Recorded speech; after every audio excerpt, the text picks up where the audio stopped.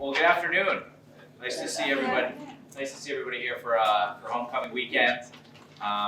Really excited to have you here to hear host a discussion with Upton Bell. My name is Dave Biancamano. I'm one of our deputy athletic directors here at UMass. I oversee our fundraising and alumni engagement. I'm really excited for today's event. This is our first, I would say, partnership with the libraries to do a hosted event, and just excited for the turnout. And then, also after the discussion, we'll have a lot of other individuals that'll come up to this space, and I know a lot of them will want to engage and talk with Upton. So I would just like to acknowledge a few people that are here today. Jeff Rothenberg. Jeff is my colleague or my peer on the libraries. He's very new to the university, about 3 weeks? 6 weeks. 6 weeks. 6 weeks. So, but he's jumped right in. He's been a great partner on this event. I'd also like to acknowledge the work of Kim Phil, who couldn't be here today, and also Kirsten K. Kirsten and I have been pretty significant texting buddies the last 2 days, just making sure we get all the final details. So really appreciate your partnership. And then finally, I'd like to introduce Dean Nadita Mani. Dean Mani arrived at UMass on August 1st, so you're very new as well. After a 6-year appointment at UNC Chapel Hill as the Associate University Librarian for Health Sciences and Director of the Health Sciences Library. In her role at UNC, Dean Mani led the development of the University Library's data science framework, which focused on how the libraries contributed to the campus-wide data science initiatives. She was also part of the UNC Library's Reckoning initiative to build anti-racism into the library's policies, procedures, and approaches. In addition, Dean Mani provided oversight of the Health Sciences Library's fundraising efforts, so I know you're going to be a great partner with Jeff on that. So I'd like to welcome you to UMass and to our event today.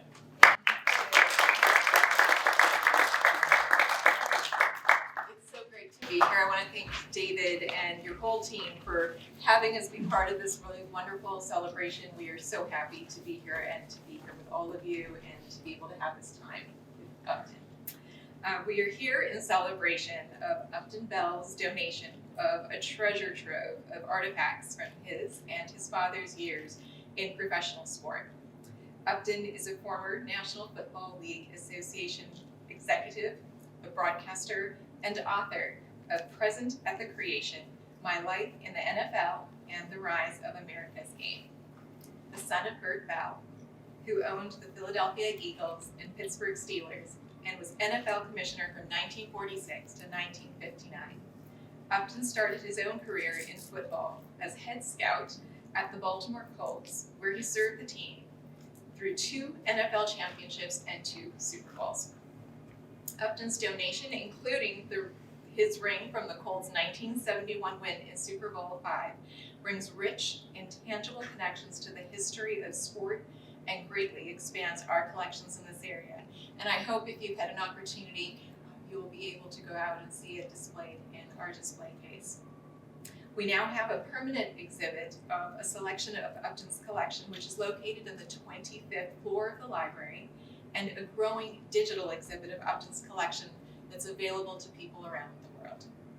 Joining Upton on stage is Kirsten K., the Mark H. McCormack Sport Innovation Archivist in the Robert S. Cox Special Collections and University Archives Research Center at UMass Libraries.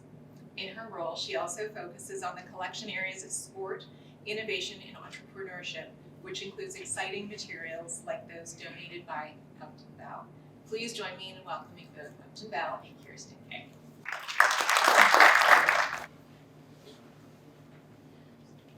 So I was going to say, I've sat down with Upton for multiple interviews, but we've never had an audience larger than his wife Joanne for us. So this is an exciting day. I feel sorry for her. Joanne knows all the stories. So. No, I don't. I keep hearing new ones. So Upton, most of our conversations start with your dad, Bert Bell, and I wondered if you could talk to us a little bit of what he was like when he meets your mother, Frances, And Oh really, my God. how did you become the owner of the Eagles? Well, actually, what is interesting is, and I always look at it this way, most of life is a mistake. And things happen that you never figure out. At that time, Frances Upton was probably the biggest star on Broadway. She was discovered earlier working behind the perfume counter at Macy's, and some talent scout came by and said, she was only in high school, said, "You're a very beautiful woman, would you have any interest in show business?" To make a long story short, 4 years later, she was a star on Broadway at the age of 21. She was engaged to Bernard Baruch's son, who was one of the richest men in America, and also he was Roosevelt's one of his closest friends. And I often said to my mother, why the hell would you give that up? For somebody who owed his father about $400,000, was always bailing him out, loved football, and you name it, and she said because, and was interesting to me, she said because I believe there was something about him that was different than anybody else, that I liked the idea that he was a person who would take a chance. So basically, anyway, to speed the whole thing up, Bert Bell's going all the way back, and Kirsten has it. Going all the way back, Bert Bell's father, John C. Bell, was playing in the stocking cap era in 1885 and was an All-American. He ended up being chief on the Walter Camp Rules Committee, who negotiated with President Roosevelt, Teddy Roosevelt, to save college football. He is the founder of what you'll see out there today of the NCAA, because if he had not stepped in with this whole Walter Camp Rules Committee, there would be no college football. It was going to be closed down. He went on to be a trustee at the University of Pennsylvania, but also, as a double and triple threat, he also became the Attorney General of Pennsylvania. And then later on, both his sons, my father in one way, but his other son, John C. Bell, was the Lieutenant Governor, and Chief Justice of the Supreme Court of Pennsylvania, who actually ended up serving with Derek C. Bach, his father, who was the president of Harvard. And it was kind of amazing when you take a look at one person in the law and football and the other person. The black sheep of the family was Bert Bell. His father loved him.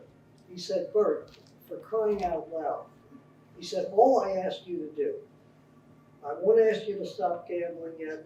He was the quarterback at Penn, and all of the other things. And in those days, unlike today, basically you could be the quarterback at Penn. You could throw all of these parties. In fact, at one time, when they lost to Dartmouth, he had bet with the Dartmouth quarterback that they would kill Dartmouth. And he promised, "You can have my car, the Stutz Bearcat. I will leave the keys in the ignition if we lose." Well, they lost. And the car was disappearing. That was the end of it. So he had one of those interesting lives in that basically he became the captain of Penn through the first pass in Rose Bowl history. Actually then came back, was elected captain the following year, and he and the name you might or might not know, Grace Kelly's father, John B. Kelly, actually joined a force. They played on Thanksgiving Day, 1917, walked down to the Philadelphia Armory, and actually volunteered for the First World War. You won't see a lot of that today. They went and fought the war. He was actually cited by the President of France and General Pershing for valor in the field. He came back, became the Penn quarterback, finished his career. But the start of it was that, and you can amaze at what can happen here. I mean, I've lived my life in the public, much of it. But in this case, Bert Bell graduated from Haverford School, and his father was asked by the major media papers in Philadelphia, "Where's your son going to school?" the headline, and can you imagine this today? Bert Bell will go to Penn or he'll go to hell. That was the headline. So he ended up going to Penn, graduating, coming back as a coach with John Heisman of the Heisman Trophy. And then went on through a series of losing. In fact, there was a whole thing on ESPN a couple of weeks ago that during the crash, he had lost $200,000 in the 1929 crash. Came back to his father. His father bailed him out. He said, Bert, no more. So after that, his next adventure of tilting at windmills was he decided to put a group together to buy what is today the Philadelphia Eagles. In the meantime, he meets this beautiful woman in New York, Frances Upton, at a party for Charles Lindbergh. He said to her, typical of him, hey honey, what are you doing tomorrow? And she said, hey honey, I'm engaged. So what happened was she eventually came to Philadelphia and said, listen, you're wasting your time on college football, which was bigger than it's ever been then, and even today to a degree. So he finally got her to come to Philadelphia. They went to games at the University of Pennsylvania. He said, you're wasting your time. Red Grange and all these other people are really the story. So finally they got married secretly, and their engagement and their wedding, even though they got married secretly, was announced by Walter Winchell, who was then the biggest name outside of what you see on CNN and occasionally Fox. So they get married. Where do they go on their honeymoon? They go on their honeymoon to Atlantic City, but they take the full football team with them. Said, Francis, I know I'm in love. We have to have practice. So there they were sitting on the front porch as he was going down and coaching his football team at Atlantic City. That's the way it was then. Completely different time. So he goes on from that, sells the Philadelphia Eagles, becomes equal partners with Art Rooney and the Steelers. And believe me, during the war, it was desperate times. In fact, one time, I think Bert Bell was the only person in history to actually trade a player from the Steelers to his own team for the Eagles in order to pay the grocery bill. The grocer had said, Bert, you guys owe $5,000. I can't keep feeding your team. He said, either pay the bill or we're cutting it off. So he got the bright idea. He said to Art Rooney, let's trade one of our better players. They traded him to the Eagles. They got better than $5,000, and that's how the team made it through the war. So you can see all the different things that happened at that time and how people survived. Eventually he becomes commissioner of the NFL in 1946.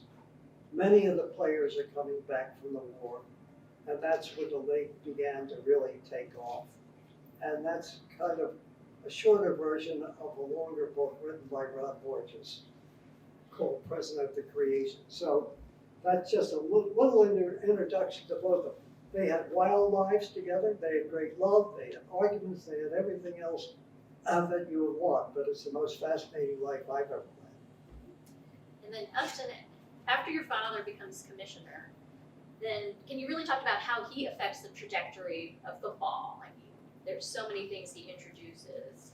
Well, he actually changed everything, and I had told Rod Borges and actually Bill Martin, my friend out there, is that basically he saw early on, this is before being commissioner, back in 1935, that basically the league was going under.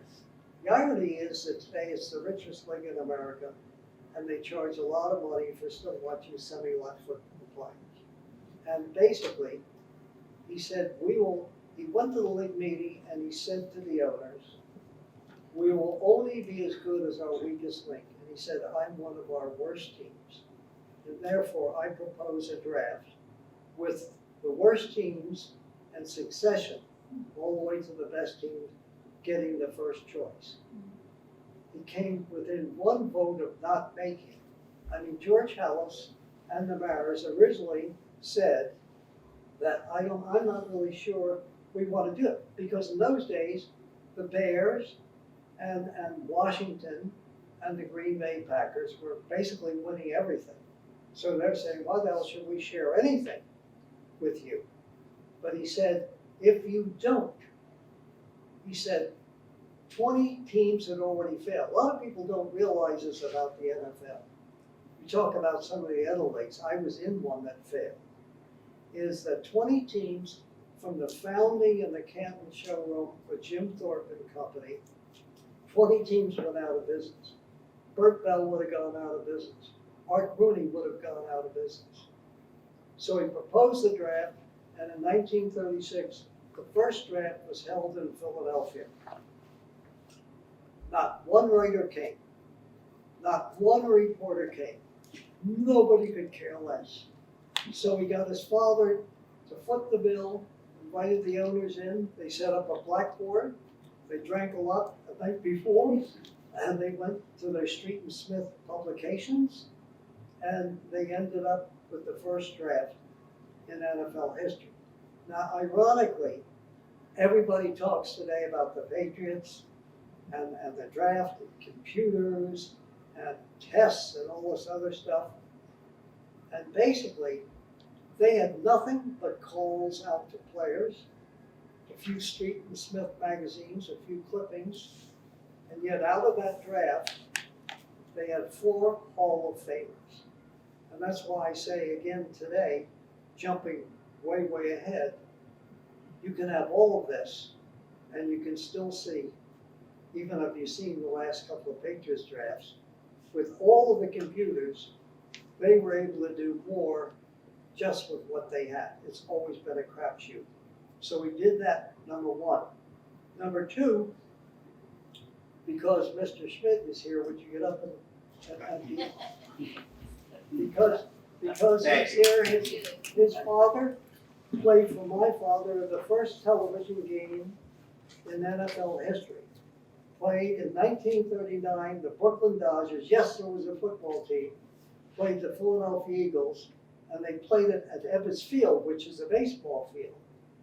And it was the first game televised to the World's Fair in New York. Tim's father was part of that. After that game, my father learned as an owner and as an ex-player, the real future of the NFL was television. And he kept going through this. And after he became commissioner, he actually then, unlike what you hear today, signed the first national TV contract. And in 1948, in a blinding snowstorm that I was at, a 7-0 game between the Eagles and the Cardinals, where the chief player, Steve Van Buren, overslept, didn't think the game was going to get played, and actually took a bus and the tee and got there just in time to score the winning touchdown. The Cardinals had refused to play the game. They said, we're not playing this damn snowstorm. And my father said, you're going to play in this goddamn snowstorm because I've sold this game to national TV. That was the first time for that. The game became one of the focal points of the beginning of what you see today.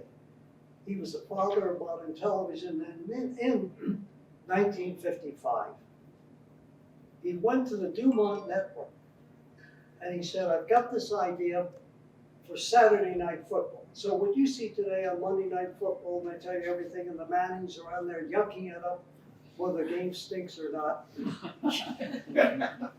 He went out and he designed a football, all white because it was all black and white then, with black stripes for a night game.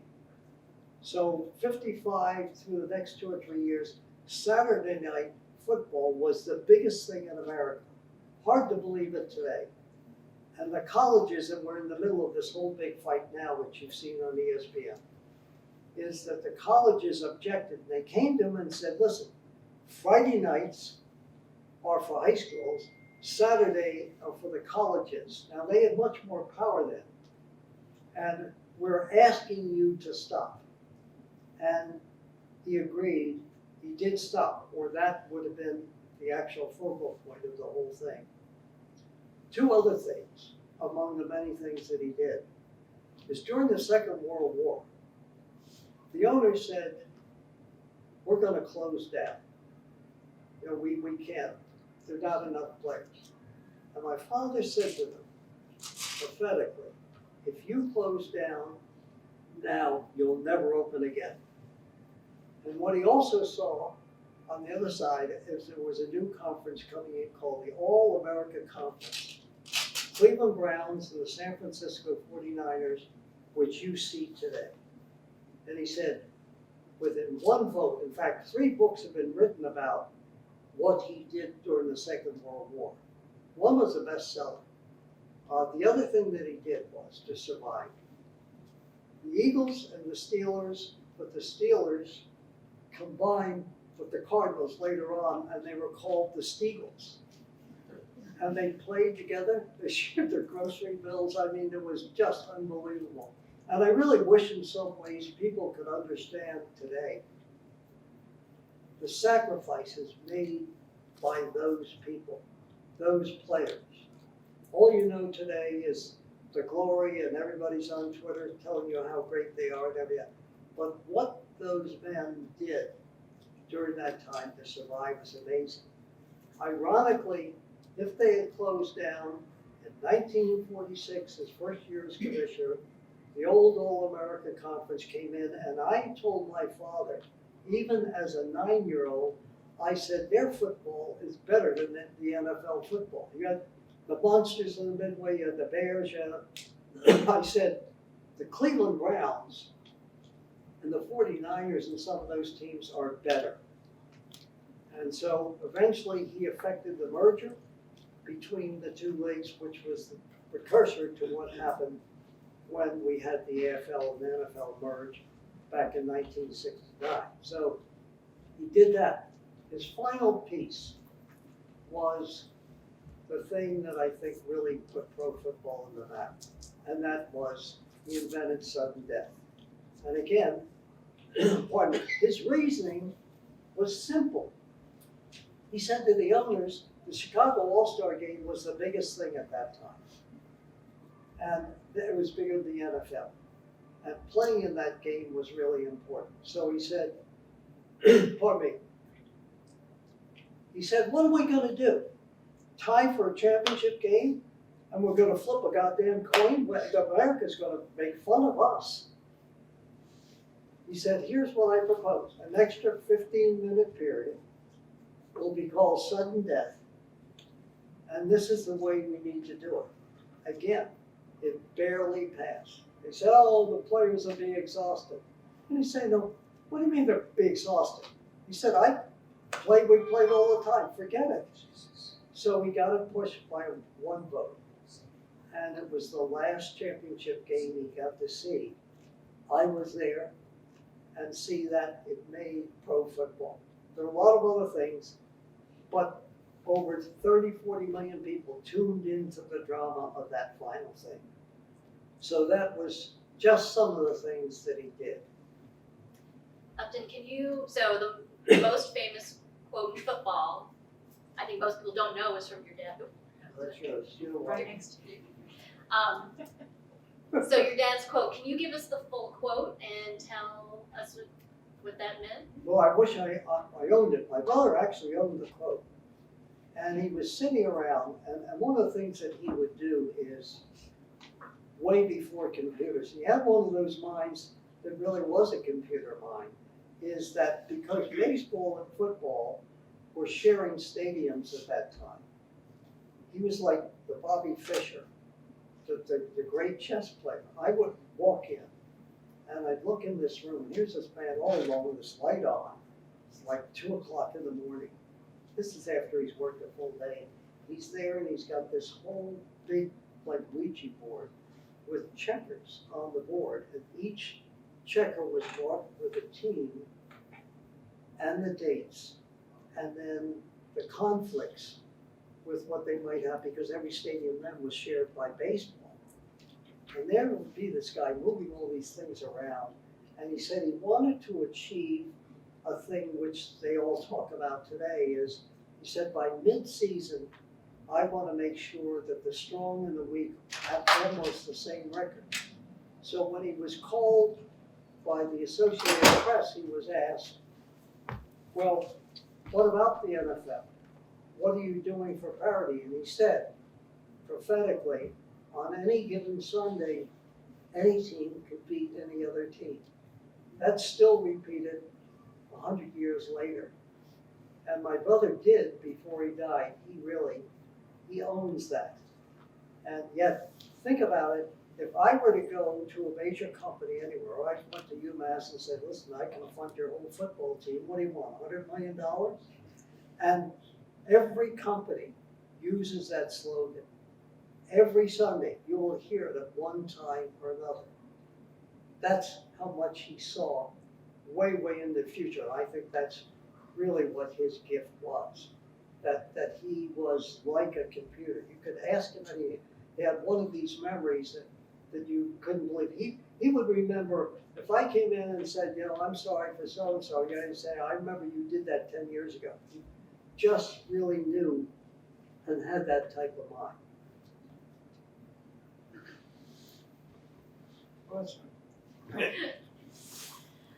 And then, of course, we want to get to some of your career, and you're working at the Baltimore Colts. Over in 10 minutes.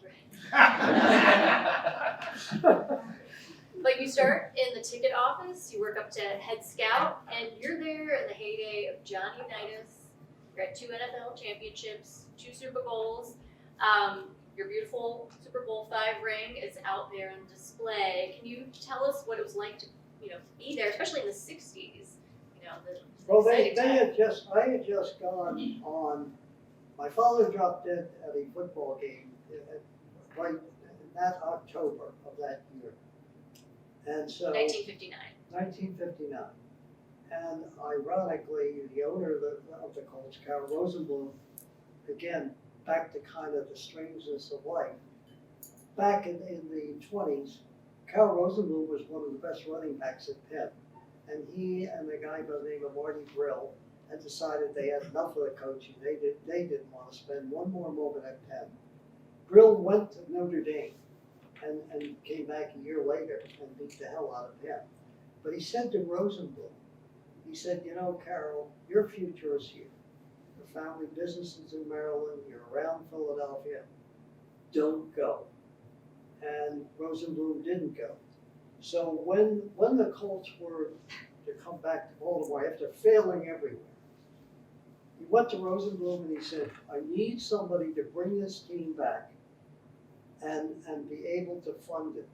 They had gone out of business and everything. So long story short, Rosenblum buys the team. Rosenblum's greatest friends are the Kennedys. I mean, he is it in Baltimore. So when my father died, he said, come down here, kid, and start. You can start at the bottom and work your way up. So I did. I went down, and my first assignment might have been the best I ever had in life. He would call me on a Friday. I worked in the ticket office after going to training camp, seeing the greatest of the era. Unitas, I still say, is he and Brady the 2 greatest I've ever seen. So Rosenblum would call on Friday and say, Uppy, he said, I need you to go to the White House. He said, you've got the Colt wagon. I want you to go buy some sneakers and get some footballs. And I said, why, Mr. Rosenblum, what do you want me to do there? He said, well, every Friday they had a touch football game, the president, Bobby Kennedy, all of them, on the front lawn of the White House. So I said, oh my God, I hope I have this for the rest of my life. This is better. I have to work in a ticket office, just get here and take off and do this thing. And it was quite an experience watching the most powerful men in the world run around like a bunch of geeks playing football. None one could catch anything. And I said, oh, well, great catch, Mr. President. Whatever the hell he wanted. So from there, I moved on to scouting, but I do have to tell you again this story, and I've got 1 million, and we only have about 15 more minutes. So this, at one time, basically, Rosenblum called and said, just spoke to Bobby Kennedy, and he said, we're gonna hire a new ticket manager, his name's Mike Hoffman. And he said that basically, Borges is laughing already because it's in our book. He said up here, he said, no, don't worry about it. He said, Mike Hoffman, great record in the Navy, Bobby knew him, JFK. And I'm saying to myself, what was he on PT 101? So Mike comes in, and believe me, he can talk longer than me. He had a story for everything. You know, get everything in all this Navy terms. Get everything in ship shape, Bell. Do this, do that, and always he would say at the end of the day, as the truck was coming by, because in those days, unlike with the computers, you paid by cash or check. Most of the people paid by cash since 1961, and the ticket office was the key place. So I always remember, I go home and say, what's this guy keep saying about bagging? Which, you know, you put it in the bags and it's, So we're about 4 days before the opening of the season, Mike Hoffman doesn't show up. And I said, where's Mike? I said, it's Art Donovan Day, he's retiring. We're playing the Rams, it's the big thing.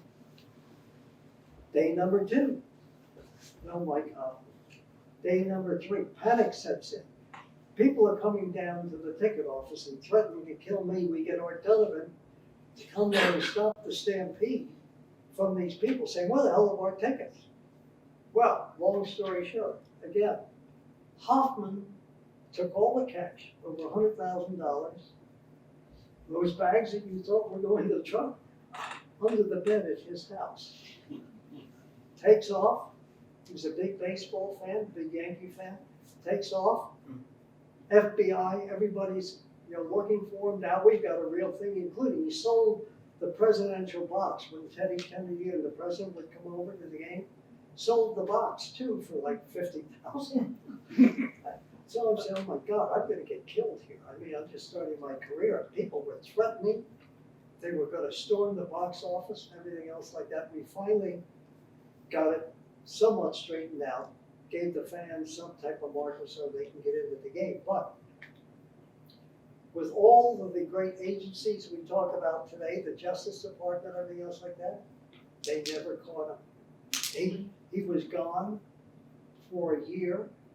He went out to see the Yankees San Francisco game that the Yankees won in that famous World Series. It was a big. 1 year later, everybody had his picture all over the country. Walks right back in. Friendship Airport. Nobody sees him. Walks back in and turns himself into the FBI. And I'm saying to myself, can you really rely on anybody's word? But I mean, that was one of really the beginning of some of the crazy things. But then I went on from there and worked my way into the scouting department. And actually probably had, and again, I know we don't have a lot of time today, but I have had the opportunity to see America. I drove and flew every of the lower 48 states and then went to the other 2. But during that period, I saw a time in America that I think corresponds much to what we're watching today. Without getting into the politics or anything going now, particularly, I would leave in January and drive all the way through the South to the West and then out to the West Coast. I saw America, what it was like in the 60s. Some places, no roads whatsoever, no major highways. I stopped at all these different places, learned a lot of things. But I think the thing that really I take away from this experience is it changed me as a person in seeing what I saw. The racism, the violence, and remember, as I was telling Kirsten, and I think Bill Martin and Ron know many of the stories, is that I got a real education for a kid from the North, seeing what it was really like. Then I looked like I was about 15 years old, even though I was 26. And the fear was if you went into, and I told Jeff Bourne this story, when you went into these a lot of them were small towns in Mississippi and Alabama. Jackson, they're talking about the problems right now. I was there when you would go from Jackson to Alcorn A&M down what they called the Natchez Trace. If you went down there at night, they'll never find your body.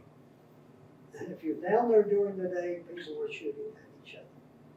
It was a scary time. My fear was, looking like I did, if I didn't have the Baltimore Colt identification, you win these small towns, and the first thing they think is that one of them white integrators coming down to the south as one of the Freedom Riders to actually sign people up, register. And if they had any suspicion, you're gone. So I saw a lot of it, but I also saw, which is now the NFL today, which is 70% African American. People say, well, you're going to Alabama, you're going to Tennessee, you're going to Mississippi. I said, no, I'm going to Jackson State, I'm going to Grambling, I'm going to all the African American schools, because that's where the damn players are. And in the end, I think it proved me right. But that period, two quick things what I told some of the people here today, is two experiences that changed everything for me along with this. One of the things you did when you were a scout then, you always had the radio on.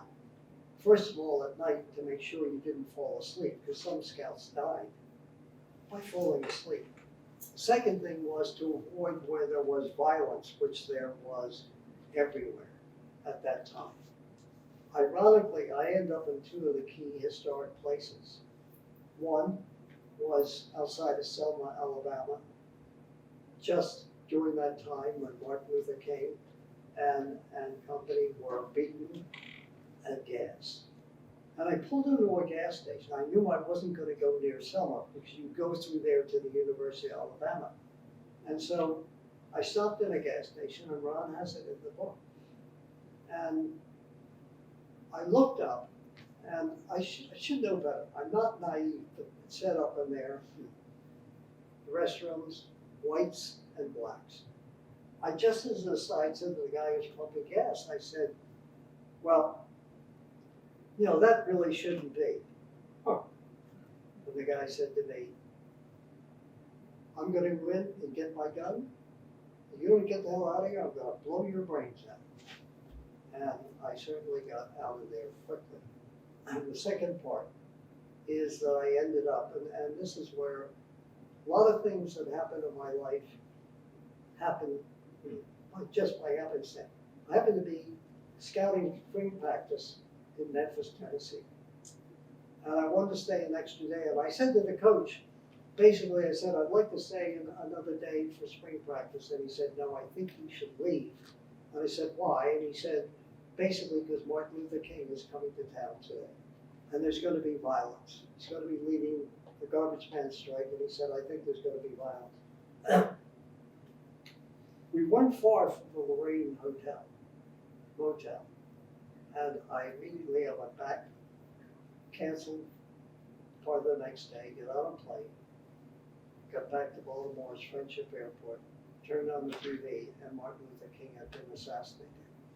So those times were really, I was in the middle of all of it and saw things. I remember sitting at the University of Georgia talking to one of the coaches, Vince Stewart, the coach at the time.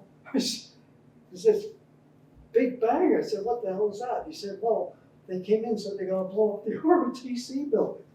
And I'm saying, you know, amazing stuff. Anyway, that's just some of the things I've seen. And then I think just to finish off today, if you could tell us when you were general manager of the Patriots, if you could tell us about coming here to UMass and bringing the team for training camp, tie back into the campus. I do, first and foremost, I would say the reason I'm back here today is that I love this place. 51 years ago, I was the boy general manager. I walked to the practice field today where I was.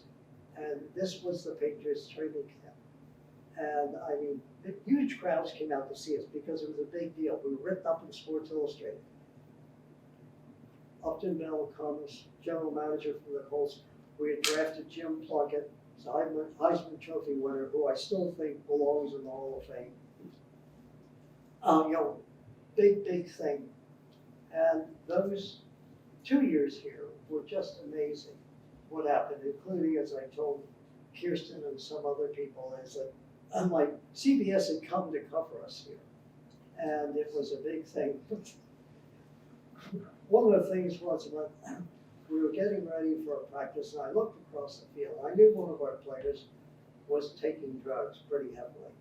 And Bucko Kilroy, who belongs in the Hall of Fame, great football player, and I hired him as our personnel director. I stupidly said to him, I see the drug dealer over there, Bucko, walk across the field with me. If he pulls a gun, punches lights out. So I walked across the field, and I said to the guy, I know you are supplying one of our players.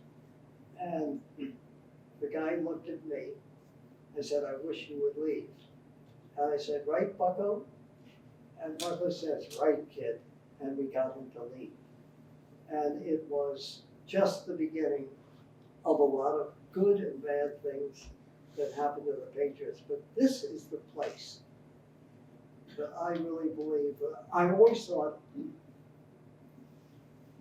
I looked at that ring and all the things that you've seen in it today, and a lot of the things I said, money can't buy you the real things that are important in life.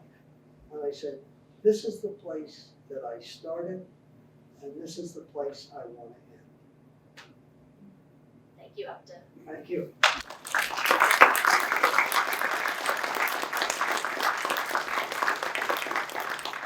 I knew we were going to take maybe just one or two questions, Sure. but if Upton, I think you wanted to just acknowledge people. Well, first and foremost, my son's here. He still loves me. That line, you'll go to Penn or you'll go to hell. Repeat it to me. That's correct. His fiancee Tracy. Over here, I finally met Jack's girlfriend. My grandson Jack, who goes to school here. Peter, my grandson, just graduated from school. And of course, Mr. Schmidt here, the most famous of famous of famous. Bill Martin, one of our great novelists and writers, right here. And his wife, Chris. Ron Borges of the Pro Football Hall of Fame, voter, and just inducted, and a little round of applause. And I think he's probably the greatest boxing writer of the last 50 or 60 years, just inducted into the Boxing Hall of Fame.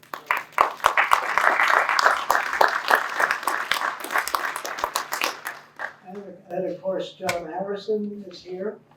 He's a Mount Auburn's really bird watcher, among many other things, but a great photographer. Jeff Bourne, who worked at Fox, I won't hold it against him, but it wasn't the real Fox. That wasn't part of it. Great career with Fox, and now the news director at ACMI.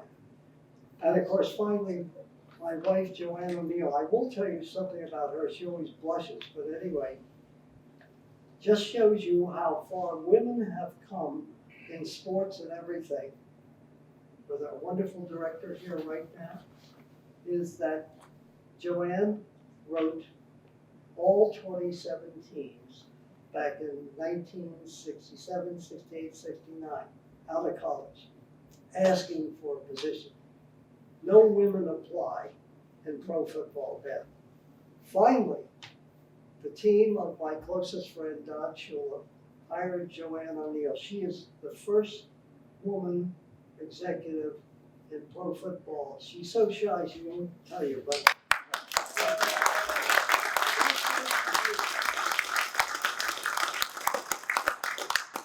and again, I do want to finally say, this collection, Joanne's worked very hard on a lot of other people, but this collection would not be where it is without Kirsten. She's incredible.